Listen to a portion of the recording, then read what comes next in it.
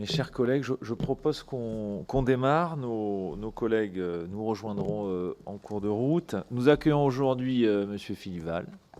Ravi de vous accueillir, Monsieur le Président, président-directeur général de la Poste et également président du conseil de surveillance de la Banque Postale. Et si j'insiste sur les deux casquettes, c'est que je crois qu'on aura à cœur de vous interroger, je dirais, sur vos deux casquettes et les deux volets de l'activité du groupe La Poste. Donc merci d'avoir accepté notre invitation à cette audition. Difficile de s'intéresser aux enjeux territoriaux de décentralisation sans évoquer naturellement la question d'une des figures du service public dans l'ensemble de nos territoires, bien entendu La Poste, et puis aussi d'aménagement du territoire. Et je souhaiterais, avant de vous laisser la parole naturellement pour un propos liminaire, peut-être insister sur 2-3 sujets sur lesquels nous aimerions en particulier échanger avec vous cet après-midi.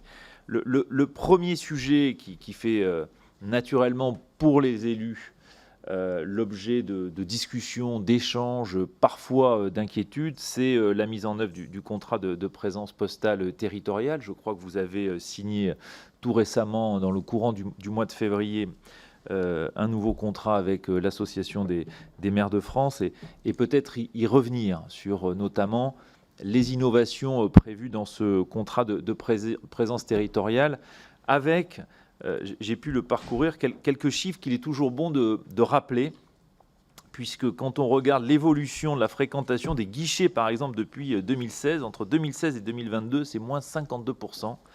Et quand on regarde le nombre de lettres distribuées, pour 2023, vous en prévoyez 6 milliards contre 18 milliards en 2008.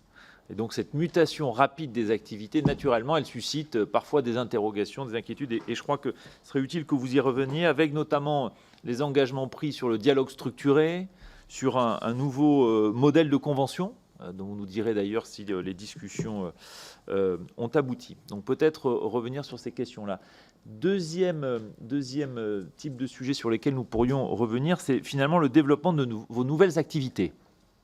Et il y en a plusieurs qui intéressent particulièrement, je crois, nos territoires et les élus locaux. C'est à la fois le développement très rapide de votre activité colis qui se traduit dans nos territoires par l'émergence de nouvelles plateformes, plateformes de distribution, plateformes logistiques, voir comment vous travaillez avec les territoires et comment se développe cette activité qui, elle, est en pleine expansion.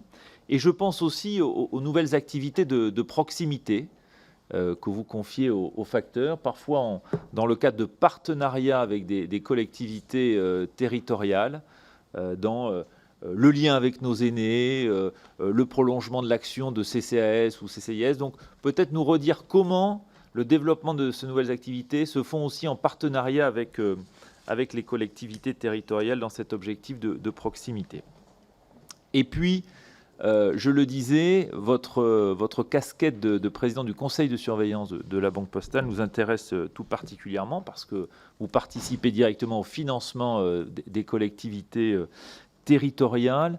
Et je voulais notamment pouvoir vous interroger sur la question du financement des investissements en faveur de la transition écologique des collectivités territoriales. Nous avons tenu il y a quelques mois les rencontres de la délégation sur ce sujet-là, en échangeant avec les élus, associations d'élus parlementaires, se poser la question, mais au fond, comment est-ce qu'on est en situation collectivement de financer des investissements très longs pour les collectivités, je pense rénovation des réseaux d'eau, je pense mobilité, je pense rénovation énergétique, face à des collectivités qui parfois rencontrent des difficultés à assurer ces financements de long terme. Comment voyez-vous le verdissement de vos dispositifs financiers et finalement l'accompagnement des collectivités face à ce mur d'investissement?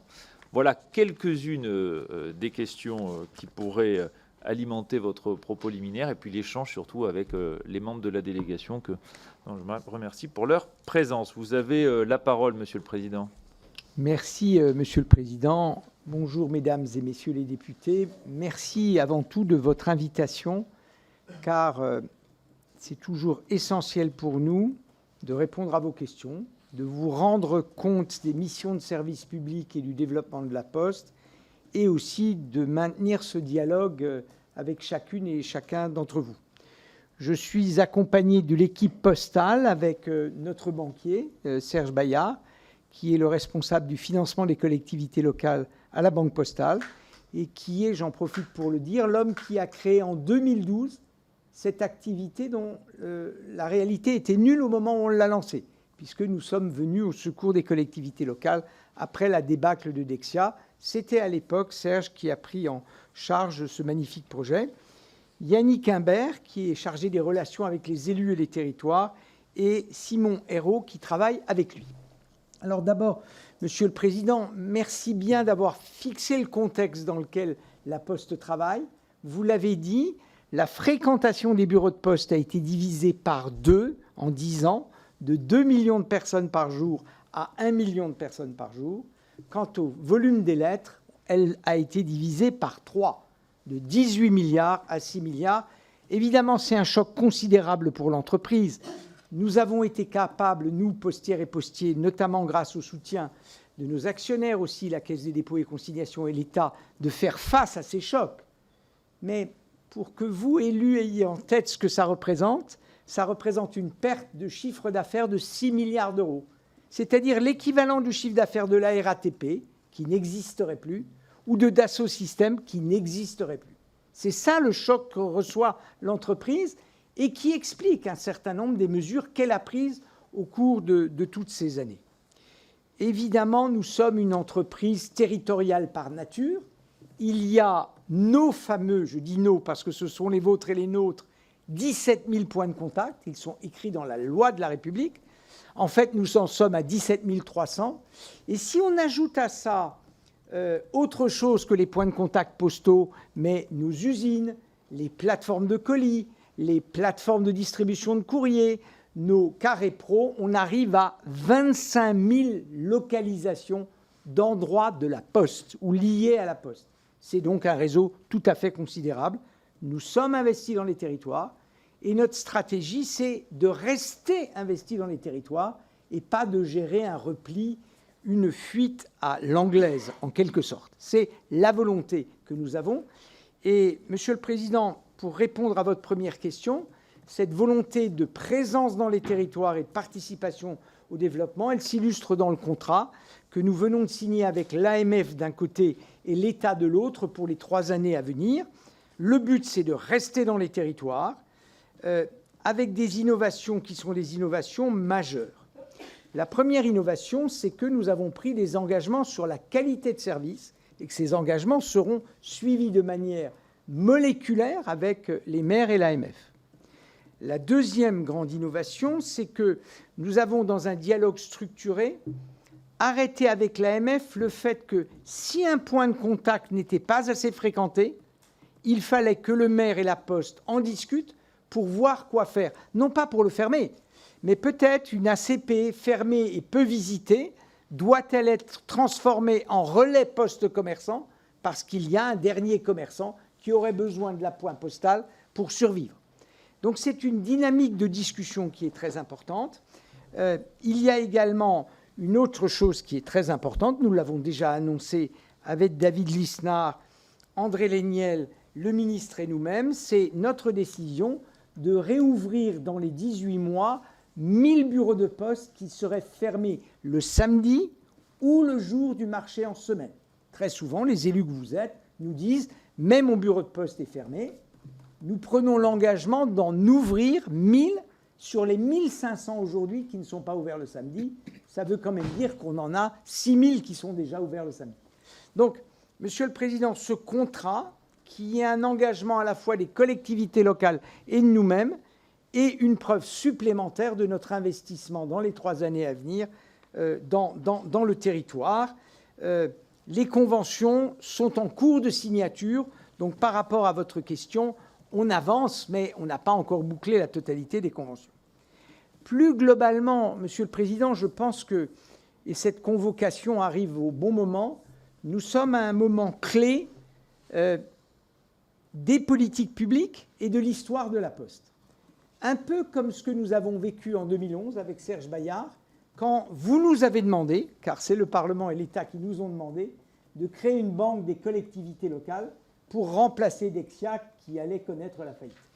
Pourquoi? Parce que, comme vous, nous sommes conscients du sentiment d'abandon partagé par des millions de personnes et aussi, ce n'est pas tout à fait la même chose, par la méconnaissance par des millions de personnes des droits, des procédures et du fonctionnement des services publics. Je crois que c'est un diagnostic qui peut être partagé et pour mettre tout le monde à l'aise, nous avons une responsabilité dans ce processus. Il ne s'agit pas de discuter cela. Simplement, à partir de cette situation-là, que pouvons-nous faire? Et nous pensons vraiment, et c'est pour ça que j'aborderai ça sous le terme du questionnement et de la proposition, que grâce à ces réseaux d'une part, grâce aux femmes et aux hommes de ce groupe, nous avons plus de 200 000 salariés en France, 250 000 en tout, 200 000 en France. Grâce à nos savoir-faire, la Poste peut être un élément absolument clé des politiques publiques qui sont déployées par notre pays. Que ces politiques publiques relèvent de la mission de service public d'aménagement du territoire, qui est l'une des 4 missions de service public que nous avons, ou que ce soit des politiques publiques de proximité, de lutte contre l'exclusion numérique ou d'aller vers. Alors concrètement, qu'est-ce que ça veut dire? Ça veut dire que nous avons 3 types de réseaux, et je crois que l'entreprise est la seule à avoir 3 réseaux. Nous avons un réseau de points de contact, première chose. Nous avons un réseau de 65 000 factrices et facteurs, avec 46 000 tournées sur la totalité du territoire. Et enfin, nous avons un réseau numérique, car, et peut-être ne le savez-vous pas assez, mais le chiffre d'affaires numérique de la Poste approche le milliard, et nous avons un réseau d'identité numérique, de portefeuille numérique, de signature électronique, de vote électronique. Nous avons donc un réseau numérique. Ces réseaux, Monsieur le Président, nous mettons à la disposition de l'État et des collectivités territoriales pour leur politique publique. Qu'est-ce que ça veut dire, par exemple? Nous avons tous ensemble, collectivement, voté par le législateur et promu par l'exécutif, mis en place un réseau de maisons France Service. Ce réseau de maisons France Service, il pourrait voir sa puissance considérablement renforcée par 2 éléments. Le premier élément, c'est bénéficier, au-delà des 2700 maisons France Service, dont 400 bureaux de poste, d'un premier niveau d'accueil plus large que lui-même, qui serait la totalité des points de contact postaux. Non pas parce qu'on y ferait la même chose, mais parce que notre personnel formé pourrait envoyer des millions de personnes vers l'architecture des maisons France Service. Première chose. Deuxième chose, grâce à l'utilisation des factrices et des facteurs, ou des camions jaunes que nous avons, envoyer France Service vers les habitants, soit pour les informer de procédures, soit pour les amener à compléter un dossier, soit pour leur donner connaissance d'un certain nombre de droits. Nous voyons donc la capacité de la Poste et de ses postières et des postiers à accélérer l'efficacité du réseau France Service tel qu'il est. Enfin, j'en profite pour le dire, la Poste est toujours candidate à accueillir de nouvelles maisons France Service au sein des bureaux de poste parce qu'elle contribue à renforcer la fréquentation des maisons. Et en renforçant la fréquentation des maisons, elle renforce la stabilité du bureau de poste qui tient à sa fréquentation comme tous les endroits publics. Ça, c'est la première chose. Accélérer l'efficacité du système des maisons France Service. Et on pourrait même, peut-être le souhaiterez-vous, dans le cadre de ce débat et de vos travaux, faire des factrices et des facteurs des France Service mobiles. C'est d'ailleurs l'idée que nous avons au soutien d'un certain nombre d'initiatives, soit des intercos, soit des départements, des camions jaunes qui seraient des France Service qui se déplaceraient en dehors du chef-lieu de canton pour aller dans toutes les communautés dans le rural qui sont aux alentours et qui n'ont pas un bureau de poste en soi, notamment quand elles ont trop peu d'habitants pour l'avoir. Ça, c'est la première chose. La deuxième chose serait, et c'est le même sujet de sentiment d'abandon et de manque d'information, de lutter contre l'exclusion numérique. Nous sommes d'accord pour accueillir des milliers de conseillers numériques que nous préférerions d'ailleurs, Monsieur le Président, Mesdames et Messieurs les députés, avoir à temps partiel. Parce que si vous avez 4000 conseillers numériques, vous avez une exposition à la multitude qui est de 4000 personnes. Si vous diffusez les savoir-faire sur la totalité, par exemple, des chargés de clientèle de la Poste, à ce moment-là, vous vous trouvez avec 30 000 personnes face à la multitude. Et pour accéder à la multitude, il vaut mieux être 30 000 que 4 000. Dans ce sujet de l'exclusion numérique, nous pouvons jouer un rôle clé. Nous avons diffusé à plus de 80 000 exemplaires la tablette ardoise pour les personnes âgées. Nous avons nous-mêmes surmonté un sujet de fracture numérique lorsqu'il y a 10 ans, nous avons transformé les outils de travail de nos facteurs, qui étaient des carnets à souche, en téléphone mobile, qui est maintenant leur seul instrument de travail. Donc nous avons l'habitude de cette pédagogie du numérique.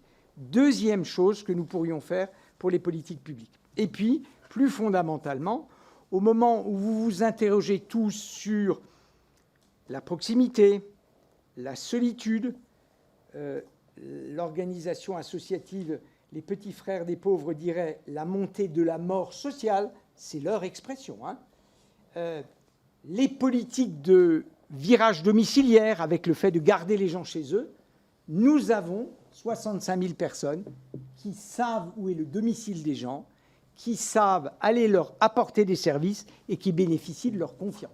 De ce point de vue, nous nous félicitons des conclusions du CNR sur le bien vieillir, qui sont que les factrices et les facteurs pourraient être, dans le cadre de la politique du bien vieillir de notre pays, le premier réseau de repérage des fragilités du grand âge.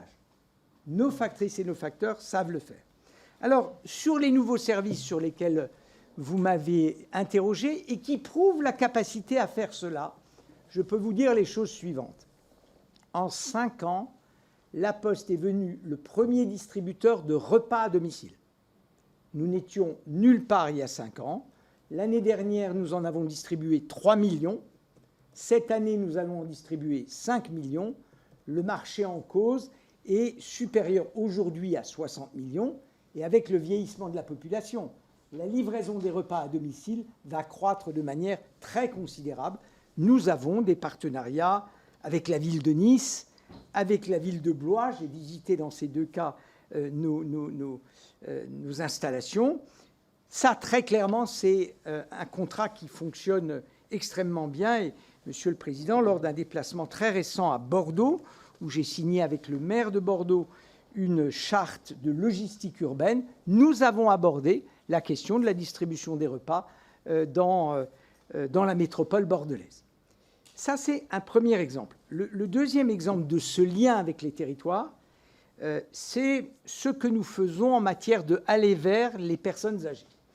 Je parlais tout à l'heure de la conclusion du CNR qui dit les factrices et les facteurs pourraient être le premier niveau de repérage des fragilités liées au grand âge. Nous avons déjà des actions, par exemple, avec le département des Landes, où avec le département, nous avons une société d'économie mixte qui gère un dispositif Alzheimer de ce département, ou avec le département de la Mayenne. Et dans la Mayenne, ce sont des postières et des postiers qui, à côté des agents du département, vont rendre visite dans le cadre de la visite dite de convivialité que vous avez votée en complément de l'APA dans le PLFSS 2023. Donc, nous avons déjà ce type de relation. Enfin, vous en avez parlé à travers les plateformes. Nous continuons à investir dans notre pays, en plus de nos investissements à l'international. Et nous avons édifié dans les 3 dernières années 5 très grandes plateformes de traitement du colis, des usines à colis. Il y en a une dans les Alpes, il y en a 2 autour de Paris. Nous en avons installé une à Brive, au croisement des 2 autoroutes de Corrèze. Donc nous sommes un aménageur très important des territoires. Et lorsque je me rends dans les territoires, 2 fois par mois, je me rends compte que nous sommes souvent l'un des tout premiers employeurs, sinon dans les zones les plus rurales, le premier employeur. Quel est le but du patron de la Poste quand il se déplace? C'est être capable de garder pour les postières et les postiers dans 10 ans et malgré ce qui va arriver à la lettre, des emplois qui soient dans cette ruralité. Et c'est aussi pour ça que nous voulons nous investir. Alors, sur le financement des collectivités locales, Serge Bayard y reviendra. Je voudrais rappeler ce que nous avons construit, et je me permets de le dire, ensemble.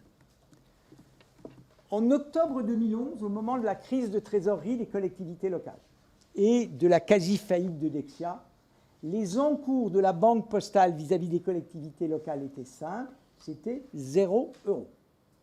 Nous avons constitué, au fur et à mesure des années, une part de marché qui fait de nous le leader. L'année dernière, Serge Bayard me disait que nous avions prêté aux collectivités locales 3,5 milliards pour le financement de leurs investissements et que pour tout le secteur public local, il y avait 6,5 milliards en plus. Nous sommes donc la première banque de notre pays en matière de financement des collectivités locales. Nous sommes bien sûr accompagnés dans ce rôle par une banque qui n'est pas une banque commerciale, mais une banque de développement qui est la Banque des Territoires, qui, elle, finance des engagements plus longs. Mais vous le voyez bien, qu'on prenne les services d'aujourd'hui, qu'on prenne les services de demain ou les financements, nous nous considérons comme un partenaire essentiel des collectivités locales et des politiques publiques. Et je pense que le grand intérêt pour nous aujourd'hui, c'est que si on veut continuer à répondre aux besoins de proximité, la Poste apparaisse comme un instrument central des politiques publiques. C'est ce que nous vous proposons et c'est ce que nous aimerions discuter avec vous. Nous sommes bien sûr ouverts à vos suggestions, à vos critiques, mais ce que nous vous proposons de faire en matière de lutte contre l'exclusion numérique, d'aller vers d'accroissement de l'efficacité des maisons France Service, c'est des choses que nous avons déjà prouvées à travers nos partenariats avec les collectivités locales. Voilà, je vais m'arrêter parce que je suis sûr qu'il y aura énormément de questions et nous sommes donc à votre disposition, mais j'ai le sentiment d'avoir commencé, Monsieur le Président, à répondre à vos 3 questions. Merci, Monsieur le Président. En effet, vous avez fait un panorama assez large des activités de la transformation du groupe et commencer à répondre à un certain nombre d'interrogations. Je vais peut-être revenir de mon côté sur une interrogation peut-être un peu plus précise avant de laisser la parole à mes collègues. Je voudrais revenir sur la situation quand même financière des collectivités territoriales, parce que la Banque postale, vous publiez d'ailleurs régulièrement un état des lieux assez précis, et revenir encore une fois dans l'offre financière à disposition des collectivités territoriales. Est-ce que vous la jugez aujourd'hui suffisamment complète et adaptée aux défis qui sont devant elle, c'est-à-dire faire des investissements de très long terme en faveur de la transition écologique? Est-ce qu'il y a des trous dans la raquette? Est-ce que l'offre est disponible? Est-ce que les collectivités s'en saisissent? Et si ce n'est pas le cas, quelles évolutions faudrait-il avancer d'une certaine manière pour rendre le cadre plus vertueux en matière de transition écologique? Alors, Monsieur le Président, pour vous répondre, il y a 2 volets dans votre question. Le premier volet concerne la situation financière des collectivités locales et le deuxième volet, finalement, sur leur capacité à financer la transition énergétique, environnementale, mais également, je pense, et nous on insiste beaucoup aussi sur la transition sociale, parce que il y a également des investissements à réaliser dans les collectivités pour contribuer au mieux-être ensemble. Sur la situation financière des collectivités locales, je dirais que vous m'auriez posé cette question il y a 1 an, j'aurais été extrêmement inquiet au regard de plusieurs éléments qui étaient, 1, le renchérissement du crédit, on pourrait y revenir, mais surtout la montée de l'inflation, embarquant une hausse des coûts des projets, mais également une hausse des frais de personnel liés à l'évolution du point d'indice. Ce que l'on peut constater aujourd'hui, et notre service des études, en vue de cette audition, a fait une actualisation rapide mais très précise de la situation financière des collectivités locales à fin 2022. Ce que l'on peut observer, c'est une très bonne résilience, c'est-à-dire que les collectivités locales se sont adaptées, et on l'a déjà remarqué par le passé, se sont adaptées au choc qu'elles ont subi en 2022. Alors bien entendu, ça laisse des traces, puisqu'on a une augmentation des dépenses de 4%, 4,14% à fin 2022, mais moindre que l'inflation, Et ça veut dire que des mesures ont été prises, notamment pour réduire certains coûts énergétiques, et une augmentation des recettes de près de 3,9%, ce qui fait que globalement, il y a une petite détérioration de l'autofinancement, mais qui est bien moindre que celle qu'on aurait pu craindre, comme je le disais, il y a encore un an, lorsque j'évoquais ce point avec notre directeur des études. Alors, une fois que l'on a dit ça, il y a de ce fait une situation financière globalement saine, avec des capacités de désendettement des collectivités locales qui oscillent selon les catégories entre 4 et 5 ans, ce qui signifie un endettement qui est maîtrisé. Alors, bien entendu, il y a des collectivités locales qui ont des difficultés, mais elles sont en faible nombre. Cela n'entache pas la situation globale qui est positive. Alors, une fois que l'on a dit ça, il y a quand même quelques incertitudes pour l'année 2023, et notre service des études a fait cette analyse des budgets 2023. Il y a des incertitudes liées à un effet de traîne sur l'inflation, c'est-à-dire que tout n'a pas été, à ce stade, enregistré dans les budgets. Donc il y a un risque que sur 2023, les charges augmentent de manière significative. Il y a également un sujet relatif à la pression fiscale, puisque la taxe foncière a beaucoup augmenté en 2022. Il est vraisemblable que ce levier pourra être moins actionné en 2023. Et il y a un dernier point qui est plutôt comptable, mais qui n'est pas neutre, qui est certaines collectivités ont reçu des rappels sur le trop versé concernant la TVA. La recette a été enregistrée en 2022, mais le trop versé va impacter les budgets 2023. Donc si je résume, et pour répondre à votre premier point, on a des collectivités, vues du service des études de la Banque Postale, qui se sont adaptées rapidement, qui ont encaissé le choc, mais avec quand même une capacité de désendettement qui reste bonne, mais avec quelques incertitudes sur 2023. Alors, une fois que l'on a dit ça, et pour répondre à votre deuxième point, j'ai une bonne nouvelle, c'est que l'argent ne manque pas aujourd'hui au niveau des financeurs. Je dis ça peut paraître une boutade, mais il y a 10 ans, c'était le contraire. Il n'y avait pas d'argent et il y avait des projets. Aujourd'hui, de manière paradoxale, il y a de l'argent. Philippe Val l'a dit, cette année, en 2022, nous avons prêté 3,5 milliards sur des financements d'investissement des collectivités locales uniquement, mais également 600 millions sur les hôpitaux et près de 3 milliards sur l'HLM, les SEM et les projets. On aurait pu faire le double, compte tenu des financements et de la liquidité qui existe sur le marché. Donc la problématique ne vient pas de l'offre de crédit qui existe aujourd'hui, sur lequel il n'y a pas vraiment de difficulté. Deuxième point, Monsieur le Président, les outils existent, notamment en matière de financement de la transition énergétique, avec des prêts dits verts, green en français, que nous avons lancé. La Banque Postale a lancé cette offre il y a parmi les premiers, les premiers en 2018. C'est nous qui avons poussé et été prescripteurs en termes de taxonomie sur les indicateurs de ces financements verts. Je reviendrai, puisque en 2022, nous avons lancé les financements sociaux également, sur le même schéma. Donc ces financements verts existent. Les investisseurs susceptibles d'intervenir sur ces investissements verts existent. Ce qui manque aujourd'hui, c'est les projets, pour être très clair.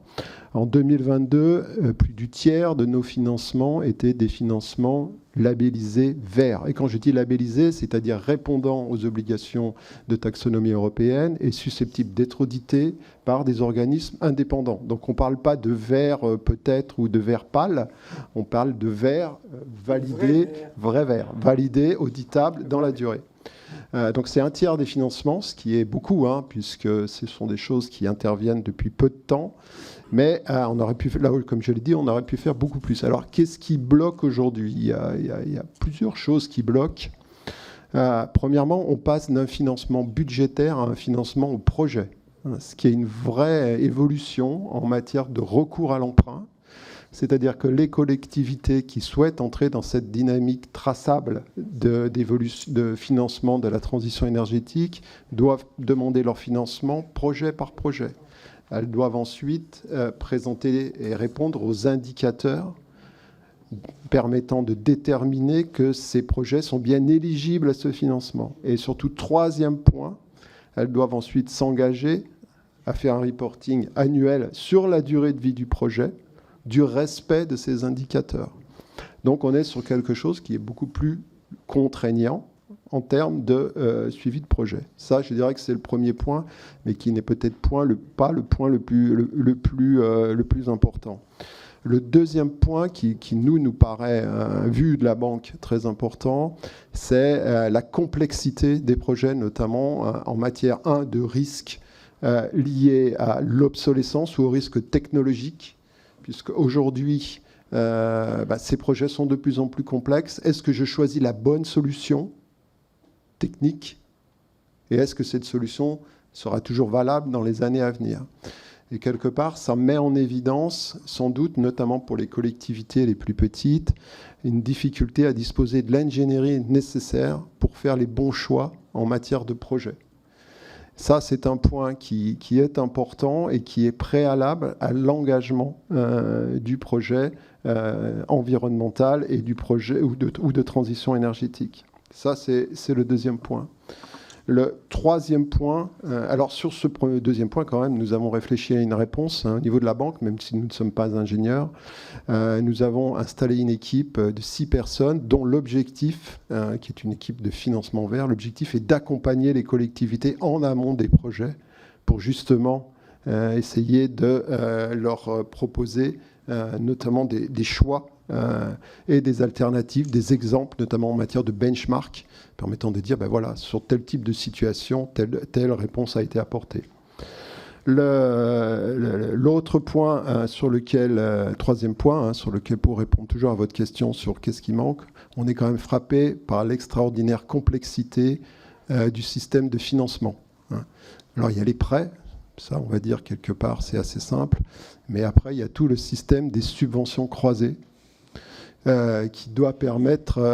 et les subventions, c'est pas neutre, puisque dans un projet, c'est un tiers du financement. Grosso modo, un projet, c'est un tiers d'autofinancement, un tiers de subvention, un tiers de prêt. C'est à peu près ça, l'équilibre. Et la difficulté auquel on est confronté, nos clients sont confrontés pour constituer leur budget, c'est la complexité d'aller capter les différentes subventions. Alors, ce n'est pas qu'un problème national, puisqu'il y a aussi des subventions qui sont extranationales, européennes, et ainsi de suite, et pour lequel c'est très difficile pour une collectivité, on va dire, de moins de 20 000, moins de 30 000 habitants, de disposer des équipes nécessaires pour faire ça. Retrouve là, d'ailleurs, pardon Serge, mais on retrouve là le point de tout à l'heure sur les procédures d'accès aux droits ou aux politiques publiques dont je parlais pour la population. C'est la même chose pour les PME et les acteurs économiques. Les procédures sont complexes. Et vous voyez bien que ce que dit Serge Bayat pour les petites collectivités locales, c'est encore plus complexe pour des ménages. Donc mais c'est bien de mettre en place des droits et des missions, mais il faut que les gens puissent y accéder. D'où le fait que ça boucle avec nos propositions de tout à l'heure. Et pour répondre à ce point-là, on a lancé l'année dernière une offre qui s'appelle Subzen, qui est là encore des spécialistes en charge d'aider les collectivités à aller chercher les subventions pour boucler leur offre de financement. Donc peut-être en conclusion, parce que je ne veux pas monopoliser la parole, pour répondre à ces attentes, la Banque Postale, au-delà de son offre de financement, qui est assez classique, faire des prêts court terme, relais, moyen terme, et ainsi de suite, vert, donc ça c'est des choses qui relèvent de la technique bancaire. On essaye de plus en plus d'accompagner les collectivités, à la fois en amont des projets, pour assurer le financement, mais également sur le suivi, parce que ça va bien être dans la durée. Quand je finance un projet sur 25-30 ans, la collectivité s'engage à reporter pendant 25 ou 30 ans sur l'atteinte des objectifs qui ont été définis dans ce projet. Et peut-être dernier point, je souhaite le souligner parce que c'est important pour nous, au-delà de la transition environnementale, nous sommes attachés à la transition sociale. C'est la raison pour laquelle nous avons lancé les prêts sociaux, qui cette fois-ci s'adressent plutôt à des zones, des sphères d'intervention qui sont un peu différentes, qui peuvent être dans l'éducation, qui peuvent être dans la culture, qui peuvent être dans le sport, parce que c'est aussi tout cet environnement-là qui fait qu'une collectivité locale est attractive et maintient un équilibre de vie au sein de sa communauté. Merci beaucoup. Pour le groupe Renaissance, Bertrand Sor. Merci, Monsieur le Président. Merci, Monsieur le Président Directeur Général, pour ces éléments de réponse déjà très, très nombreux. Moi, j'ai 3 sujets très rapidement. J'ai eu la chance d'être maire dans un temps passé qui devient de plus en plus lointain. Et nous avons vu sur nos territoires, au fil des années, disparaître certaines offres de la Poste et certains lieux d'accueil, mais toujours en concertation avec les élus locaux. Et à ce titre, vous aviez... mais je pense que cela perdure, une politique d'accompagnement à la fois financier et humain lorsque la décision était prise effectivement de fermer un lieu et d'ouvrir par exemple une agence postale. Quels sont aujourd'hui les niveaux d'accompagnement financier en direction des collectivités lorsque ce choix concerté est fait ? Quel est l'accompagnement dans la formation des agents communaux qui deviennent donc les porteurs des politiques de la Poste ? Deuxième sujet, et vous l'avez évoqué également, c'est la présence des postiers sur les territoires. Moi, je suis élu dans la Manche, dans un territoire rural, où pour beaucoup de nos concitoyens, le passage du postier ou de la postière est la seule visite, effectivement, qu'ils reçoivent dans la journée. Les temps ont été contraints, le temps pour dialoguer avec les personnes a été réduit, et vous l'avez évoqué vous-même, de nouveaux services sont mis en place par la Poste, de portage de repas, ou de temps, je crois même avoir lu ça, de temps que vous pouviez dédier. Bien sûr, ces prestations sont facturées. Vous avez tout à l'heure dit vous-même, concernant les prêts, c'est bien de pouvoir y accéder. Quels sont aujourd'hui les coûts portés individuellement par nos concitoyens lorsqu'ils ont recours effectivement à ces offres de repas ou de visite? Et puis, troisième sujet rapide, j'ai noté avec beaucoup de satisfaction un verdissement de la flotte de vos véhicules, des véhicules qui irriguent nos territoires. Quels sont les objectifs, les délais que vous vous donnez pour que l'ensemble de la flotte soit à terme une flotte dite verte? Merci. Monsieur Decini pour le Rassemblement national. Merci, Monsieur le Président.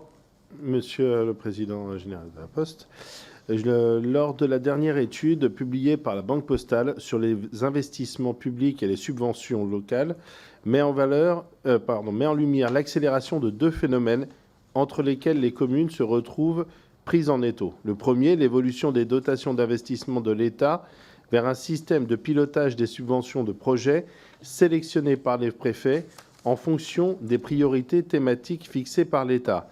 Et d'autre part, celui de l'interdépendance financière croissante entre les différents niveaux des collectivités territoriales, alors même que les aides financières des départements aux communes sont décroissantes. Ce système de subventions fléchées remet en cause le principe de libre administration des collectivités territoriales, puisque c'est à présent le financeur externe qui décide en dernier ressort du choix du projet pourtant territorial. C'est un peu ce que vous disiez tout à l'heure concernant justement ce phénomène. Troisièmement, et comme en témoigne la municipalité de Maromme dans l'étude de la Banque postale, la recherche de subventions relève du parcours du combattant. Enfin, ce fléchage de dotation s'inscrit dans un contexte macroéconomique inflationniste aussi fort que durable. Les contraintes économiques s'apparentent à un véritable étranglement financier et administratif pour des communes. Depuis 2020, d'ailleurs, 40 maires démissionnent chaque mois. La capacité d'action des communes s'en retrouve anéantie, puisqu'elles disposent de ressources libres d'emploi réduites à la portion congrue. Ma question, pour desserrer cet étau financier et sortir les communes de la prédation financière qui s'exerce sur elles, l'étude de la Banque postale suggère une refonte des dispositifs de péréquation. Qu'est-ce que vous pouvez nous dire davantage sur cette proposition? Deuxième question, que pensez-vous de la volonté du gouvernement de vouloir endetter les communes sur un très long terme dans le cadre d'un budget vert? On en parle régulièrement ici lors des commissions de la délégation des collectivités territoriales. Et troisièmement, face à la remontée du taux de TVA, comment envisagez-vous l'accompagnement des collectivités territoriales dans le cadre des prêts indexés? Je vous remercie. Merci. Madame Couturier pour LFI. Merci. Monsieur le Président, vous avez regardé a priori l'organigramme de notre commission, donc je pense que vous savez que je suis une élue de territoire rural de la Creuse, et en plus je suis une ancienne fonctionnaire des PTT, et et des collectivités territoriales, donc je connais bien les deux secteurs. Et la difficulté des métiers de passer d'une activité à une autre, c'est quand même un petit peu compliqué. Mais je vais revenir. Le renouvellement du contrat de présence postale 2023-2025 entre la Poste, l'État et l'Association des maires de France prévoit un meilleur contrôle des fermetures inopinées, l'ouverture des bureaux de poste les samedis ou jours de marché en semaine, le droit de veto du maire contre la transformation des bureaux de poste. Ces mesures posent les bases d'une qualité minimum de service public sur le territoire. En tant que service public, vous êtes tenu d'assurer une qualité de service public équitable, même dans nos espaces ruraux. Et donc, je vais en venir à quelques exemples qui ne vont pas dans ce sens-là, Monsieur le Président. Aujourd'hui, le groupe La Poste, dans sa stratégie de neutralité carbone, opère entre autres des restructurations de bureaux distributeurs afin, soi-disant, de limiter les déplacements. Mais moi, je vais vous prendre l'exemple concret de ce qu'il se passe sur mon département rural. 5 services de distribution vont être regroupés sur un 6e et qui amène forcément à des déplacements beaucoup plus importants des personnels et bien évidemment de pouvoir aussi ensuite, puisque votre objectif c'est quand même de distribuer le courrier tous les jours, et vous avez dit l'importance de la présence en direction justement des personnes âgées et du lien. Je doute que les facteurs qui vont être obligés de distances encore beaucoup plus importantes, parce que ça se traduit pour pouvoir aller sur leur tournée habituelle à beaucoup de kilomètres supplémentaires. Et donc, je m'inquiète, Monsieur le Président, et je voudrais savoir si ce projet ne vise pas à aller plus loin sur la distribution du courrier un jour sur 2. Merci. Monsieur le Président, pour cette première série de questions. Oui, peut-être commencer par la dernière question qui, en fait, en recouvre 2, Madame la députée. La Poste, elle cherche à distribuer le plus de courriers possible, le plus de colis possible, le plus de services possible tous les jours. C'est la raison pour laquelle notre Poste est l'une des seules à vouloir garder le fameux 6 jours sur 7, alors que la plupart des autres postes cherchent à passer à 5 jours sur 7 ou sont parfois à 4 jours sur 7. Et donc, vous avez raison, nous mettons exactement en œuvre les réorganisations dont vous parlez. Pourquoi est-ce que nous le faisons ? Nous le faisons fondamentalement, Madame la députée, parce que nous avons perdu 2/3 des volumes que nous transportons et qu'il faut bien ajuster économiquement les trajectoires de nos différentes tournées. Donc, vous pouvez avoir le sentiment que les facteurs font plus de kilomètres, ils en font plus, pour une raison simple, Madame la députée, c'est qu'il y a moins de facteurs avec 6 milliards de lettres qu'il n'y avait de facteurs avec 18 milliards de lettres. Oui, c'est vrai. Et l'une des difficultés, il se trouve que la semaine dernière, j'étais au Havre, et la semaine précédente à Charleville-Mézières, où j'ai rencontré à chaque fois des postiers de Seine-Maritime ou des Ardennes. Ils me disent, et ils ont raison, nos tournées sont plus longues. Mais elles sont plus longues parce qu'il a bien fallu que nous diminuions le nombre de facteurs, alors que les volumes ont été divisés par 3. Vous voyez ? Il a fallu le faire. Donc, vous avez raison, les tournées s'allongent. Nous faisons ce mouvement de regroupement des points de distribution, vous avez raison aussi.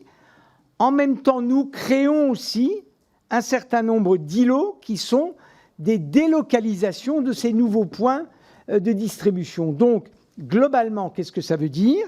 Ça veut dire que tant que nos tournées ne bénéficient pas d'activités qui compensent la disparition progressive de la lettre, nous sommes obligés de les réorganiser. Et donc, confronter, et c'est important que vous ayez ça en tête, confronter aux questions des facteurs, à la fois vendredi dernier et vendredi précédent. Monsieur le Président, est-ce que les réorganisations vont continuer ? Ma réponse est, tant que la baisse du volume de lettres continue, nous devons réorganiser et nous essayons de réorganiser les choses le mieux possible. Mais je ne nie pas, Madame la députée, que les tournées des facteurs sont plus longues. Et nous avons d'ailleurs dans notre accord social majoritaire le fait qu'elles sont limitées à 150 km. On ne peut pas faire plus, mais ça veut dire qu'on fait plus. C'est notre façon de nous adapter à ça. Ce qui est très important pour vous, me semble-t-il, et pour nous, c'est que nous voulons continuer à passer 6 jours sur 7 en permanence. Enfin, vous avez parlé des fermetures inopinées et du droit du veto du maire. Je voudrais commencer par le droit du veto du maire. J'y suis très favorable. Et c'est d'ailleurs, en tant que président de la Poste, moi-même, qui ai accepté le droit du veto du maire. Pourquoi, Madame la députée? D'abord, parce qu'en zone d'aménagement du territoire, il faut que les élus puissent décider de transformer ou ne pas transformer. C'est fondamental. Et donc, il ne faut pas que la Poste essaye de passer en force. Et quand il y a droit de veto du maire, nous sommes obligés de discuter. Première chose. Deuxième chose, si nous voulons négocier avec les élus, il est important que les élus aient la dernière décision en zone d'aménagement du territoire. Donc, j'y suis très favorable. Sur les fermetures inopinées, Madame la députée, notre entreprise, qui est une entreprise de main-d'œuvre, a été touchée, comme tout le pays, par la pandémie. Et quand vous avez 4000 bureaux de poste où il y a une personne qui tient le bureau de poste, ben, si elle est malade, vous pouvez en remplacer 2 ou 3. Mais quand il y avait la pandémie de masse, il y avait des fermetures inopinées tous les jours. On en est conscient. Nous avons, pour aller dans votre sens, pris des engagements concrets de qualité de service et nous serons contrôlés là-dessus. Par contre, Madame la députée, j'en profite quand même, puisque vous posez la question des missions de service public d'aménagement du territoire, pour vous signaler que cette mission n'est compensée qu'à moitié. L'ARCEP, j'en profite, je suis devant la délégation aux collectivités territoriales, l'ARCEP, qui est extérieure à la Poste, mesure le coût de la défense de la proximité postale et de la mission d'aménagement du territoire à 348 millions d'euros, nous en recevons la moitié. C'est d'ailleurs une des raisons pour lesquelles nous devons poursuivre les transformations, car nous ne sommes pas totalement compensés. Alors, si je viens maintenant, monsieur le député, sur la question des collectivités locales.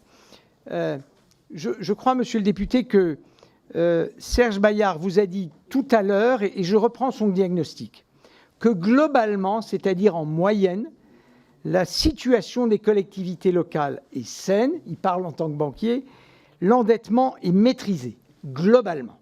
Nous connaissons, comme vous, monsieur le député, des situations où ça n'est pas le cas.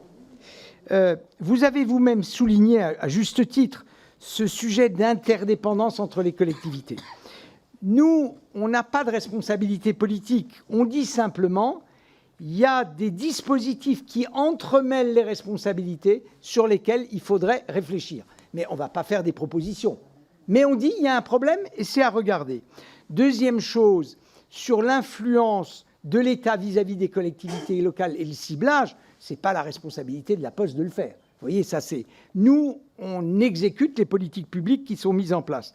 Enfin, il nous semble que un endettement à long terme bien encadré permet de financer la transition écologique. Et donc, par rapport à votre question, et Serge l'a déjà dit, si on ne contrôle pas bien la capacité à rembourser, il y a le risque que vous signalez. Vous avez raison de le signaler, c'est-à-dire de la dérive dans l'endettement. En même temps, comme la transition énergétique est une œuvre stratégique de long terme, prendre de la dette de long terme pour la financer est une bonne idée. Il faut le faire de manière contrôlée. Voilà ma réponse à votre question. Sur la hausse de la TVA, là, je suis désolé, ce n'est pas notre affaire à nous. Ah, du livret A. Alors, sur le livret A, nous sommes ravis qu'il soit à 3%. S'il pouvait rester à 3%, ce serait une très très bonne idée, notamment, monsieur le député, pour le financement du logement social. Parce que si le financement du logement social monte à 4%, alors je peux vous dire que tout le mouvement du logement social va avoir beaucoup de mal à se développer. Donc je trouve que 3, c'est bien, surtout si on fait l'hypothèse qu'en fin d'année, je l'espère, l'inflation commencera à décroître. Alors, par rapport à votre question, monsieur le député, sur la transformation plutôt que la disparition, d'accord ? Pourquoi ? Parce que la Poste, quand elle ferme un bureau de poste, et c'est une fermeture, elle reste dans la localité. Alors, pas de la façon dont elle exerçait son métier avant, mais elle a passé un accord avec soit un maire, une APC, soit un commerçant local. Et donc, nous restons. Et l'animation de nos 7000 agences postales communales, c'est un métier en soi, monsieur le député. Vous voyez, il y a des postiers qui passent leur temps à animer et à former. Alors, par rapport à vos questions, niveau d'accompagnement chaque mois, 1 350 € que nous payons. Évidemment, 1 350 €, monsieur le député, pour un petit village, c'est très important pour financer son agent communal ou l'un de ses agents communaux. D'accord ? Nous donnons également un coup de main très sensible au commerce.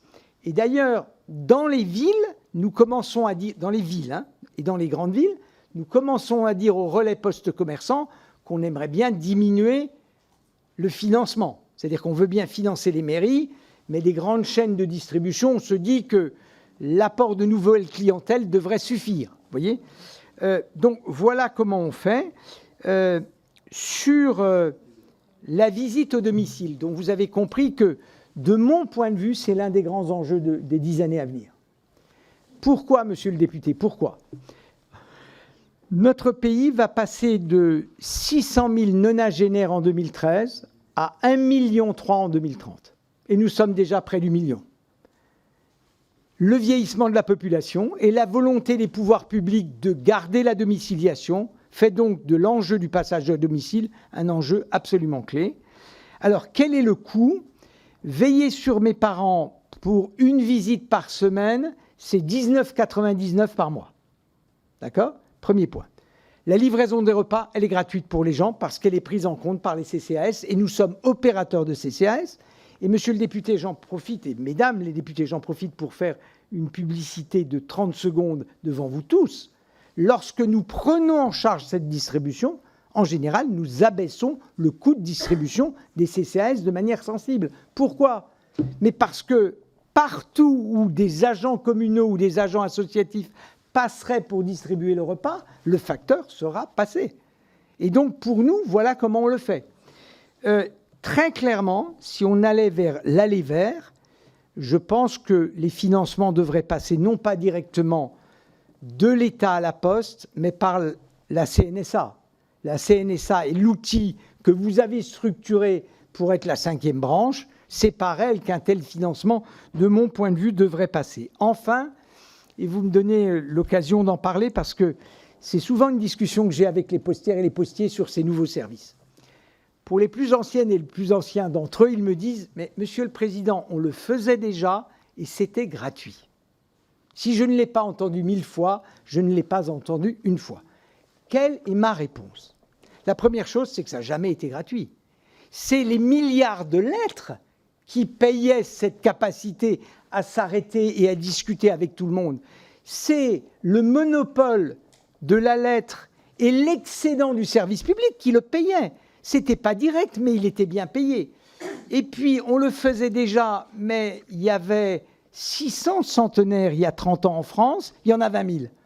Donc, vous voyez, on est obligé de changer ça.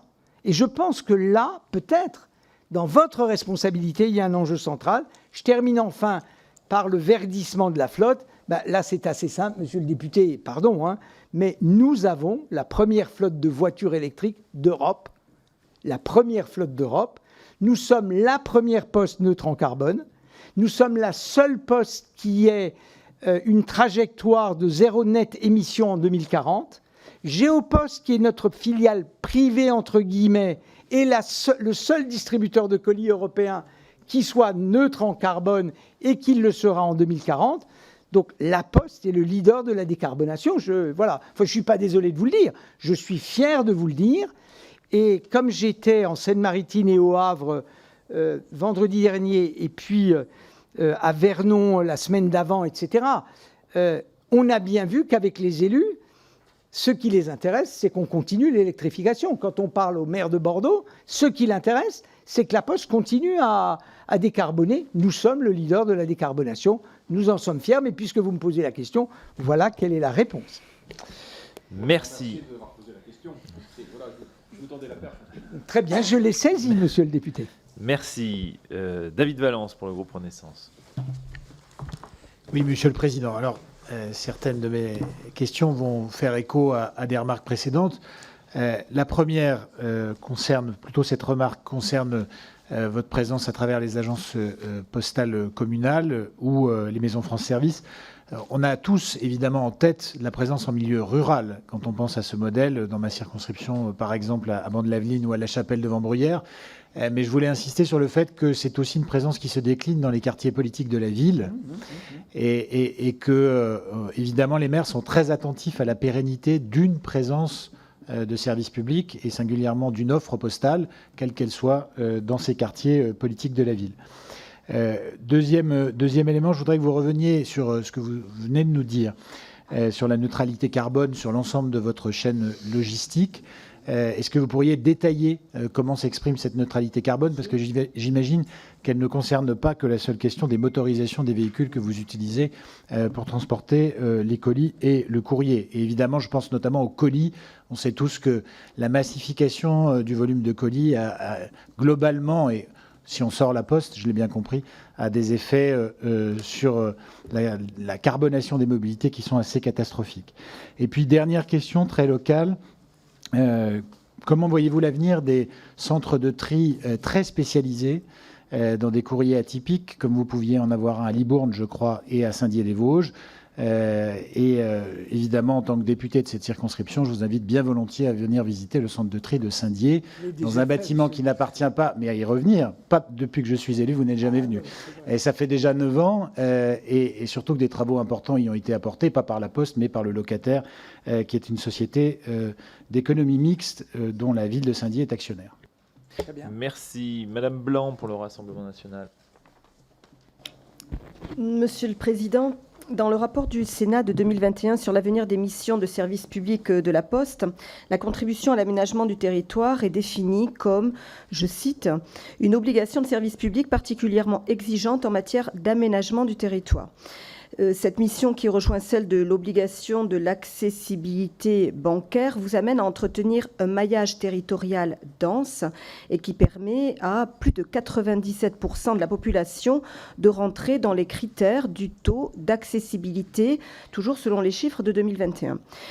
Alors, la compensation financière par l'État, nous pouvons même parler de sous-compensation financière, laisse au groupe La Poste un manque à gagner de 30 à 70 millions d'euros selon les années. Alors, je ne cherche pas à débattre de cet aspect financier parce qu'on en reparlera sûrement au moment de la discussion de la loi de finances, mais je voudrais que vous exposiez votre vision sur la manière dont le groupe La Poste va orienter son activité commerciale au regard de ses contraintes de service public et de sa recherche de rentabilité. En d'autres mots, existe-t-il selon vous une voie qui permette de concilier ces deux impératifs de service public et de rentabilité? Je vous remercie. Merci, Madame Étienne pour LFI. C'est bon. Oui, bonjour pour votre présence. J'avais prévu une question et puis finalement, j'ai changé. Là, je vais vous parler parce qu'en tant qu'ancienne postière, ça fait 10 ans que je ne travaille plus à la Poste, mais j'y ai travaillé en tant que factrice et au guichet. Et aussi, parallèlement à ça, j'ai été élue adjointe au maire et conseillère municipale. Donc, j'ai vu les deux côtés des choses. Et là, tous azimuts, comme ça, me vient des questions. Il y a une différence entre votre discours et ce qui se constate sur le terrain. Sur le terrain, moi, je constate que les facteurs n'ont pas le temps d'aller voir les personnes. Et en plus, c'est ça qu'on constate. C'est jamais le même facteur. Voilà. Donc ce n'est jamais le même facteur ou la même factrice qui passe tous les jours ou toutes les semaines. Enfin voilà. Donc entre guillemets, il a une tournée bien définie avec un temps bien défini et étant donné qu'il ne passe pas tous les jours non plus, il ne connaît pas bien les usagers, etc. Alors, je ne dis pas les clients, parce que ça m'énerve. Je ne dis pas les clients, je parle d'usagers, puisque vous parlez de service public. Ça, c'est du côté des facteurs. Voilà ce que je voulais dire en réalité. Et puis, quand le facteur va passer pour quelque chose, ça sera pour placer toujours un produit. Donc, on est loin, moi je pense qu'on est loin là du service public, c'est-à-dire toujours placer un produit, une télésurveillance, une visite à une personne âgée une fois par semaine, etc. À mon avis, bien chronométré aussi. Donc la personne âgée, je ne sais pas si c'est... Vous définissez un quart d'heure et puis que la personne âgée veut parler une demi-heure, ça m'étonnerait. Enfin, voilà. Je pense que les conditions pour faire ça ne sont pas du tout réunies. Parce qu'il y a votre discours et ce qu'on voit sur le terrain, c'est ce que je disais au départ. Quant aux ouvertures des bureaux de poste, là c'est pareil. Il y a aussi ce qu'on voit, c'est-à-dire intempestivement. Je ne parle même pas de fermeture intempestive, pas prévue, etc., pour un remplacement maladie. Je parle dans le temps d'ouverture. Il y a des fermetures comme ça. On arrive devant le bureau de poste, il est fermé, on ne sait pas pourquoi. Et ça n'arrive pas accidentellement, ce que je pourrais comprendre. Non, ça arrive souvent. C'est assez régulier. Donc, il y a une grosse différence entre ce que vous annoncez et la réalité sur le terrain. Voilà ce que je voulais dire. Et puis j'avais d'autres choses. Mais conclure. Oui, dernière remarque. Le portage des repas, c'est pas en même temps que le courrier. Hein. Ça, j'ai pas vu de quelqu'un qui portait les repas et le courrier en même temps à la personne. C'est pas vrai. Merci. Madame Pires-Beaune pour le Parti socialiste. Oui, merci Monsieur le Président. Merci Monsieur le Président, directeur général de la Poste, pour vos propos liminaires, et je partage assez bien ce qui a pu être dit avant moi. Donc moi, je vais venir sur une question qui n'a pas été abordée, qui va peut-être vous sembler loin. Mais vous avez indiqué tout à l'heure qu'on n'était pas dans la même situation, effectivement, qu'en 2012, que là, les financeurs ne manquaient pas d'argent et que ce qu'il pouvait manquer, en revanche, c'était des projets. Et moi, j'ai l'impression qu'on ne manque pas de projets non plus. Donc, il y a un hiatus. J'analyse ça peut-être comme un manque de visibilité à moyen terme, tout simplement pour les élus, parce que ce sont aussi comme des chefs d'entreprise, des gens qui ont besoin d'investir, mais de savoir ce qui va se passer et d'être confortés dans leur projet. Et moi, je voudrais venir sur un sujet bien particulier qui est celui des EHPAD et du financement de la reconstruction ou de la modernisation des EHPAD. Je suis parlementaire en mission en ce moment et j'avoue que je découvre des EHPAD notamment hospitaliers, je dis bien notamment hospitaliers, dans une situation bien triste, pour pas employer d'autres mots, des EHPAD indignes. Et quand je pose la question, je m'aperçois en fait que c'est pas parce qu'il n'y a pas un projet de reconstruction, c'est simplement parce que ces EHPAD hospitaliers, ils sont rattachés à un hôpital et que le directeur de l'hôpital, et je ne le mets pas en cause, il a d'autres priorités, et notamment peut-être les urgences, peut-être des services plus nobles, entre guillemets.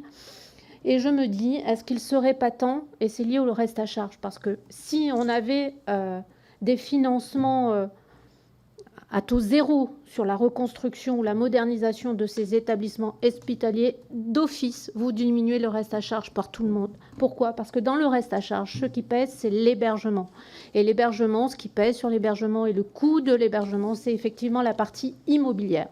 Alors je me disais, devant cet état des lieux, est-ce qu'il n'y aurait pas moyen, puisqu'on a des liquidités, puisque c'est une obligation que d'avoir ces travaux et vite pour permettre à nos aînés de vivre dans des conditions et au personnel de travailler dans des meilleures conditions, ça participera aussi à l'attractivité des métiers. Est-ce qu'il ne serait pas grand temps de réfléchir à un plan de rénovation en priorité de tous ces établissements-là ? Est-ce que la Poste pourrait être un partenaire ? Merci. Marie-Agnès Poussé-Winsbach pour le groupe Horizon. Oui, Monsieur le Président, merci d'accepter de venir devant nous. Autour de cette table, nous sommes nombreux à être des anciens élus locaux et à l'être toujours, du reste, même si nous ne sommes plus parfois maires. Et sans vous manquer de respect, pour revenir sur ce que vous indiquiez tout à l'heure, où régulièrement, il y avait des territoires où nous pouvions, les maires, décider ou pas de fermer un établissement. Je mettrais tout de même une petite réserve, c'est-à-dire que quand au fil des années, vous voyez votre bureau de poste fermé d'1 heure, puis de 2 heures, puis de 3 heures, puis de 4 heures par jour, il y a en effet un moment donné où nous nous mettons autour de la table pour discuter. C'est une négociation un peu avec le revolver sur la tempe, puisque à un moment donné, quand vous êtes ouvert 2 heures par jour, il va de soi que vous allez essayer de trouver une autre solution.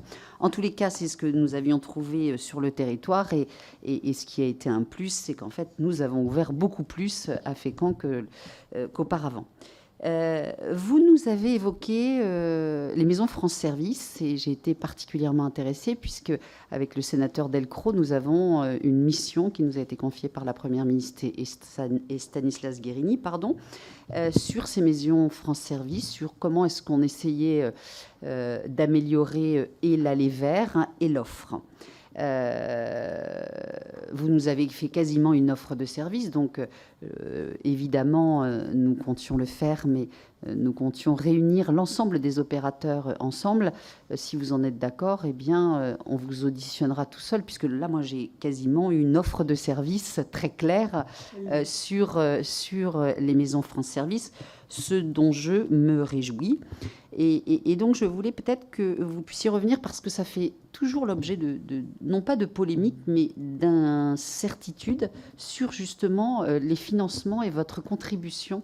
Vous nous avez évoqué l'ARCEP, mais est-ce que vous pouvez nous préciser les choses, parce que je crois qu'on est un certain nombre autour de cette table à nous interroger sur le sujet. Alors, ça ne nous empêchera pas de regarder de notre côté, mais ça pourrait être intéressant. Merci beaucoup. Merci. Avant de vous donner la parole, Monsieur le Président, je propose qu'on termine les demandes de prise de parole avec Didier Legac, Renaissance. Merci, Président. Merci. Voilà, merci Président. Monsieur le Président, vous avez évoqué tout à l'heure les camions jaunes de votre établissement, et vous avez aussi évoqué déjà la politique de décarbonation de votre groupe. Mais cependant, j'aimerais y revenir rapidement, et notamment pour vous féliciter, puisque vous avez très récemment, avec 200 autres acteurs, transporteurs et chargeurs, co-signé une tribune dans laquelle vous appelez à ne pas mettre de côté les biocarburants et le biométhane comme outil de la décarbonation et de la mobilité. Je vous en félicite, parce que ça va un peu à l'encontre de la Commission européenne qui, elle, a décidé récemment, a publié sa proposition de règlement CO2 pour les véhicules de transport, et elle ne retient simplement que les technologies électriques et hydrogène. Donc c'est un peu dommage. J'ai d'ailleurs noté que votre groupe annonçait un déploiement de 8 nouvelles stations de bio-GNV avec à terme un parc mobile constitué à 50% de gaz renouvelable. Donc félicitations. Donc est-ce que vous pouvez me confirmer ici que les agrocarburants et le biométhane restent bien une priorité pour votre groupe, et si vous avez le temps de développer un peu votre stratégie de décarbonation. Merci beaucoup. Merci. Patricia Lemoine. Oui, merci Monsieur le Président. Monsieur le Président directeur général, merci pour toutes les réponses que vous avez apportées aux nombreuses questions déjà posées. Donc je vais concentrer mon intervention sur le financement des collectivités territoriales. Vous nous avez dit effectivement qu'au niveau des financeurs, l'argent ne manquait pas, qu'il n'y avait pas de tension sur l'offre de crédit, hormis les remontées de taux qui peuvent venir obérer les capacités de remboursement, et donc apporter des tensions sur le budget de fonctionnement des collectivités. Vous nous avez précisé que les investisseurs existaient, mais que ce qui manquait effectivement, c'était les projets. Et je rejoins les interrogations de Christine Pires-Beaune. Et vous nous avez dit que les petites collectivités rencontraient des difficultés, notamment au niveau de l'ingénierie. Est-ce que vous pourriez nous détailler, fort de ce constat, et alors que nous savons que près de 85% des communes ont moins de 2000 habitants, comment sont répartis les 3,5 milliards d'euros que vous avez évoqués tout à l'heure par strate, communes, PCI, département, région? Je vous remercie. Merci. Et pour terminer, Anne Brunière. Oui, merci Monsieur le Président. Alors moi, je vais plus vous donner un témoignage, parce que vous avez en grande partie répondu, Monsieur Val, aux questions et aux remarques sur la fermeture des bureaux de poste. Et j'ai bien entendu que votre volonté était de rester dans tous les territoires, mais moi, députée lyonnaise, quand j'entends ça, j'entends surtout rester dans tous les territoires ruraux. Et je voulais témoigner quand même du centre-ville de Lyon, dont je suis députée, où j'ai connu aussi des fermetures de bureaux de poste douloureuses. Et je vais vous le dire parce que je suis toujours marquée. On a un bureau de poste qui a fermé en décembre 2022. J'étais ce week-end sur les marchés. Il y a 3 personnes qui sont venues encore m'en parler. Nous avons des mairies d'arrondissement, nous avons des services effectivement dans les arrondissements, mais la fermeture d'un bureau de poste, c'est vraiment quelque chose de douloureux qui est assimilé à la détérioration des services publics, une complainte qu'on entend beaucoup et vous la connaissez. Donc je voulais témoigner de ça. J'ai aussi des fermetures intempestives, notamment, et j'en suis frappée, dans mon territoire politique de la ville. Donc j'en témoigne aussi. Je suis en relation avec vos équipes localement, qui néanmoins n'ont pas d'autre solution que des explications que je comprends sur la baisse des volumes de courrier que vous connaissez et qui explique cela. Mais je voulais quand même témoigner de cette difficulté. Et j'ai juste une question sur le sujet de l'exclusion numérique qui vraiment m'intéresse beaucoup. Je voulais savoir si vous aviez un retour sur la modification de l'envoi de lettres, la disparition du timbre rouge, qui pour moi est un peu contradictoire avec le sujet de l'exclusion numérique. Et dernière petite question, est-ce que vous avez un comité des usagers à la Poste? Merci. Voilà, Monsieur le Président, pour cette série de questions. D'abord, ça montre à quel point notre entreprise est clé pour vous, les élus. Et évidemment, c'est quelque chose qui nous oblige et je vais m'efforcer vraiment de répondre à vos questions, y compris en reconnaissant des faits que vous pouvez, le cas échéant, nous reprocher. Sur l'exclusion numérique et le timbre rouge, pourquoi avons-nous supprimé le timbre rouge en 2023? Parce que le volume transporté chaque nuit est passé de 4 milliards de lettres à 225 millions en 2022 et que ça baisse de 60 millions par an. Ça veut dire que dans 4 ans, il n'y en aurait plus du tout. Et donc, quand vous êtes chef d'entreprise, et ça, c'est des chiffres, c'est factuel. Quand vous êtes chef d'entreprise, vous êtes bien obligé de vous dire que ne plus remplir des avions qui vont circuler la nuit et 300 véhicules qui font du transport intranational, ça coûte trop cher alors que ce qu'il y a à transporter est en train de disparaître. Voilà la raison pour laquelle on l'a fait. On a mis en place la lettre rouge électronique. Elle se stabilise à 5500 clients tous les jours. Il faut que vous sachiez, Madame la députée, que chaque jour, nous avions déjà des entreprises qui envoyaient 160 000 de ces lettres rouges électroniques. Qu'est-ce que ça veut dire? Un petit commerçant a une base de clientèle de 30 personnes, il nous adresse un courrier électronique, on le rematérialise et on le distribue avec un timbre rouge dès le lendemain. Nous avons donc ouvert, on n'a pas inventé ça de n'importe où, nous avons ouvert aux ménages une possibilité que les entreprises utilisaient déjà. Et si on est aux alentours de 6 000, je pense qu'on gardera cette lettre électronique rouge dans le futur, parce que ça sert à des gens et que le but de la manœuvre, vraiment, c'était de proposer quelque chose plutôt que de dire il n'y a plus du tout de solution. Voilà ce qu'on peut dire. Sur la QPV, évidemment, on est, nous, très attentifs à ces territoires-là. Et d'ailleurs, la plupart, enfin une grande partie de nos maisons France Service sont dans les QPV. Parce que là, on est vraiment les seuls. Et je le dis, je l'ai déjà dit, nous sommes candidats à accueillir de nouvelles maisons de France Service, pour la raison évoquée qui est celle de la fréquentation. Vous avez été plusieurs, mesdames les députées, à parler de l'écart entre la lettre et la réalité. Hein, vous l'avez dit vous-même. Et bien sûr que ça peut arriver. Mais simplement, madame la députée, notre volonté, c'est de rester présent. Qu'est-ce qui fait qu'on vous grignote 1 heure, 2 heures, 4 heures? C'est que la fréquentation baisse. Et la clé de tout service public, c'est la fréquentation. Je ne vais pas nommer un maire de ville moyenne, je ne vais pas donner son nom, mais en discutant avec lui, il avait 4 mairies annexes, il vient d'en fermer 2. Un maire.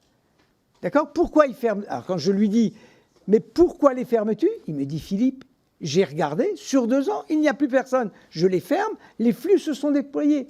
Donc, vraiment, il peut y avoir des abus. Il peut y avoir des abus. On est une immense entreprise, il y a 200 000 personnes, il y a 25 000 localisations. Je ne peux pas vous promettre qu'on est blanc-bleu partout. Mais notre volonté, c'est de rester et de faire notre métier. Et donc, s'il y a de la fréquentation, on reste. D'accord? Je reviens, Madame la députée, à ce que vous m'avez dit sur jamais le même facteur. je ne serai pas aussi radical que vous le savez bien, parce que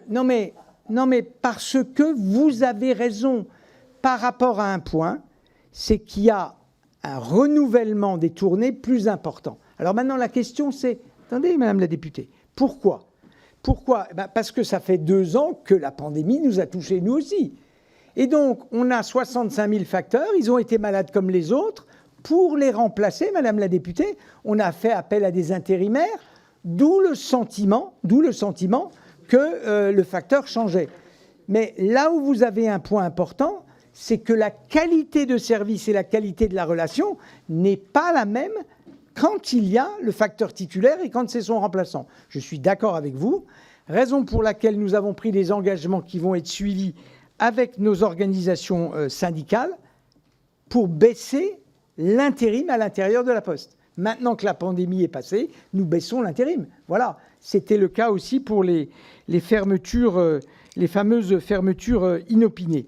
Pour le financement des collectivités locales, Serge va vous donner la dispersion, mais c'est assez simple. Plus la ville est petite, plus elle fait appel à la Banque postale. Serge Bayard vous le prouve, Madame la députée. Oui, peut-être pour vous répondre à ce que Philippe ne dit pas, mais ce que je tiens à préciser, c'est que dès le départ, on a souhaité continuer à accompagner les petites collectivités locales, puisque dès l'origine, on avait mis un seuil à 50 000 euros qui aujourd'hui a été ramené à 30 000 euros. C'est-à-dire qu'on accepte de faire des crédits à partir de 30 000 euros. Et ça, c'est dès le départ. Le deuxième élément, dès le départ, nous avons souhaité maintenir une présence de conseillers dédiés aux collectivités locales. Alors j'adore mes confrères, mais certains de mes confrères ne vont s'adresser qu'à des grandes collectivités et en aucun cas aux petites. De la même façon, nous n'avons mis aucun tarif discriminant, c'est-à-dire qu'une petite collectivité locale va payer le crédit le même prix qu'une grande. Ce qui est discriminant, c'est la durée, mais pour le reste, il n'y a pas de discrimination. Troisième élément et quatrième élément qu'il faut avoir en tête, nous nous interdisons de faire des prêts à taux variables. C'est-à-dire que tous nos clients ont des taux fixes et qui sont dans le plus pur de la classification pour éviter tout problème pour des collectivités qui n'arriveraient pas à gérer. Et pour répondre à votre question, c'est 50% de nos contrats qui sont faits avec des petites collectivités. Et en 2022, c'était 500 millions d'euros sur les 3,5 milliards. Bien entendu, ça fait beaucoup de contrats, mais les crédits sont bien entendu beaucoup plus petits. Nos plus gros emprunteurs en volume étant les départements. Serge, vous pouvez bien confirmer ce que j'ai dit, parce que je l'ai dit sous votre regard, plus la collectivité est petite, plus elle fait appel à la Banque postale. Tout à fait. Très important. Vous voyez, on l'a fait. Enfin, et je crois, Madame la députée, que vous vous en souvenez, quand on a lancé la Banque des collectivités locales, comme on avait l'intention de devenir leader, on a fait une promesse de toujours travailler avec des produits dits vanille simples. Ça fait 10 ans qu'on est leader de ce marché. Il n'y a pas de produits structurés, il n'y a pas de taux variable, il n'y a pas de machin à des options. En tant que leader, on a tenu la ligne des produits simples pour les collectivités locales. Donc on l'a fait. Monsieur le député, je suis ravi de pouvoir vous confirmer que nous croyons au biocarburant. D'accord ? Pour être balancé, on donne quand même la priorité à l'électrique, si on peut donner la priorité à l'électrique. Hein, voilà, je vous le dis, notamment en urbain, parce qu'en urbain, ce que nous demandent les maires, c'est de l'électrique, mais pour nous, c'est très important. Sur la question de l'aller vers et des maisons France Service, Madame la députée, vous avez bien interprété mon intervention. C'est une offre de service et je pense que c'est le moment historique où ceci doit basculer. C'est-à-dire que nous pensons vraiment que France Service, auquel nous participons, pose une architecture que si on veut s'adresser non pas à 2 ou 3 ou 4 millions de personnes, mais à 30 millions de personnes, il faut changer d'échelle. Et ce qui permet de changer d'échelle, c'est le réseau le plus présent en France et qui a ses 65 000 factrices et facteurs. Donc ça, c'est absolument essentiel. Alors maintenant, sur les contributions de services publics, depuis la loi de finances de 2023, vous avez toutes ces contributions et leurs compensations dans le budget de l'État, ce qui n'était pas le cas auparavant. Il y a eu un travail de rebudgétisation. Dans le temps, l'accessibilité bancaire passait par la Caisse des dépôts et la rémunération du livret A, et l'aménagement du territoire passait par la CVAE.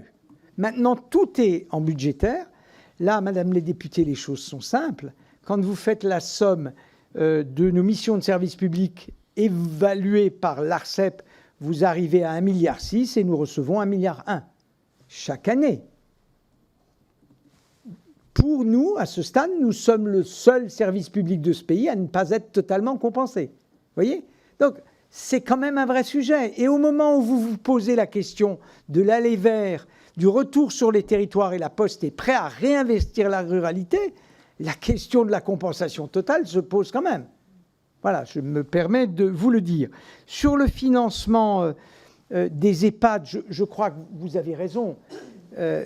Nous, en tout cas, on est prêt à financer. On le finance massivement. Serge et ses équipes sont le premier financeur de l'hôpital. Donc, si on veut flécher vers les EHPAD, on ira également. Et on a des gens qui savent faire. Vraiment. Je crois que ça, on peut le dire. Sur la question des projets, je crois aussi, Serge, que ce que vous vouliez dire, ce n'est pas les envies, les équipes d'élus, les projets des élus, c'est aussi l'incroyable complexité des procédures. Je crois qu'on ne se rend pas compte dans notre pays comment pour les collectivités, pour les hôpitaux, pour les PME et vous ne l'oublierez jamais, pour les citoyens, nos procédures sont trop complexes. C'est un problème majeur. Sur l'aménagement du territoire, les missions de service public et la rentabilité, Madame la députée, je vous remercie. Nous concilions aujourd'hui les deux choses. Cette question des deux objectifs d'une entreprise est l'une des plus passionnantes qui puisse être. On peut y être encore dans 6 heures, mais je crois que ce n'est pas prévu. En fait, hélas, Madame la députée, nous avons une vocation hybride. Nous avons les missions de service public et, vous l'avez vu, non seulement elles ne sont pas compensées, mais elles nous coûtent de l'argent chaque année. C'est un surimpôt, hein. Vous dites ça comme vous voulez. C'est un impôt supplémentaire. Amazon, qui est mon premier client, n'a pas une sous-compensation de ses missions. Hein. Donc, dans la compète avec Amazon, nous, on commence à moins 500. Hein. Bon. Mais une fois que ceci est surmonté, et pour ne pas être trop lourd sur ce sujet qui est maintenant bien articulé entre nous, nous avons, sur 10 ans, fait la chose suivante. Nous avons perdu 6 milliards d'euros de chiffre d'affaires. Nous avions 22 milliards d'euros de chiffre d'affaires en 2013. Nous en avons 36 cette année. Donc, malgré la perte des 6, nous nous retrouvons à 36 milliards. Notre bénéfice, Madame la députée, était de 550 millions en 2013. Cette année, il va être d'1,2 milliard. Donc, nous essayons de poursuivre ensemble le bénéfice et les missions de service public. Entre les deux, Madame la députée, évidemment qu'il peut y avoir des contradictions et la conciliation est un exercice qui permet de travailler la souplesse de ces articulations. Et pour terminer, Monsieur le député, oui, bien sûr, il est très important qu'on soit en QPV. Souvent, on est les derniers.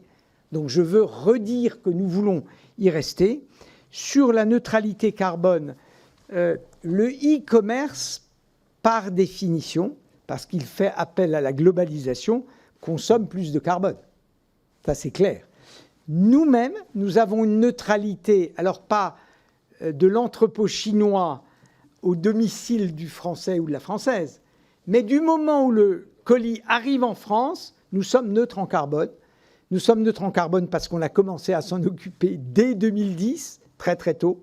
On y a investi beaucoup d'argent et on espère qu'un jour, les clients nous choisiront parce que le poids en carbone d'un Colissimo, d'un Chronopost sont beaucoup plus faibles que ceux d'un colis Amazon. Et on est en train de travailler sur un Carboscore, un score carbone, qui montre que tous les colis de la Poste sont sensiblement moins consommateurs en carbone. Enfin, sur les centres de tri et sur Saint-Dié, Monsieur le député. Les centres de tri, et j'espère ne pas vous donner le vertige en vous partageant ces chiffres, mais ils font partie de notre devoir de rendre compte. Il y a 15 ans, nous avions 135 centres de tri en France. Il nous en reste 24. D'accord ? Et c'était la seule solution pour faire face au choc qu'on a reçu. Vous avez, vous, quelque chose de particulier qui n'est pas un centre de tri, qui est un centre d'appel et de relations. Nous allons tout faire pour le garder le plus actif possible. En tout état de cause, et je veux terminer par ça parce que je sais que c'est essentiel pour vous, l'ensemble de ces ajustements se sont faits sans aucun licenciement et aucun plan de départ contraint. C'est ça ce qu'a fait notre entreprise. Donc, Saint-Dié, si on peut le doter de plateformes d'appel, on le fera. La dernière fois que je m'y suis rendu, je dirais 2016, on a dû se manquer, ça peut arriver aussi. Bon, eh bien, je leur avais dit, on essaiera de mettre des nouvelles activités. Et monsieur le député, je vais peut-être vous donner un exemple de ça. Nous avons fermé il y a 2 ans un centre de tri à Gennevilliers, dans les Hauts-de-Seine. Pourquoi l'avons-nous fermé? D'abord, il ne triait que du courrier, et le courrier est en baisse. En plus, il était amianté jusqu'au plafond. Donc on s'est dit que c'était quand même pas très raisonnable de garder cet immeuble. La totalité des 200 salariés a été replacée dans l'entreprise. La totalité.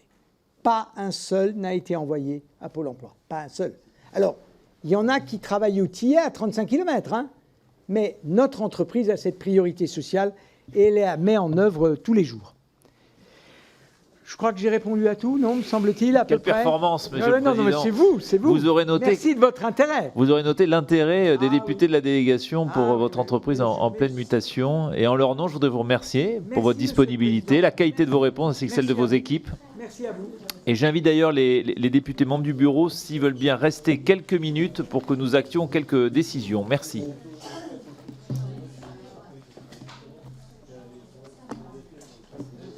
Je salue chacun.